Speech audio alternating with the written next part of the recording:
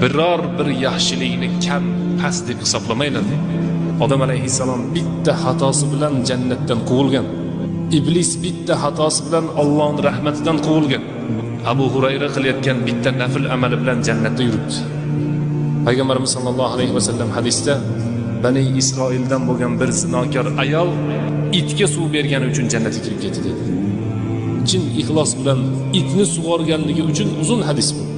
Itni sug'organligi uchun jannatga kirib ketdi dedi. Alloh subhanahu va taolo bizni ibodat uchun yaratgan. Qaysi amalimiz qabul bo'layotganligini Alloh taolo bizga bildirmagan. Va xuddi shu bilan birgalikda qaysi gunohimiz bizni Allohga yomon ko'rdirib qo'yishligini ham Alloh taolo bildirmagan. Shuning uchun har bir ibodatni qilayotgan paytda balkim shu ibodatim, shu amalim Alloh taologa yoqib qolarmikin deb niyat qilaylik.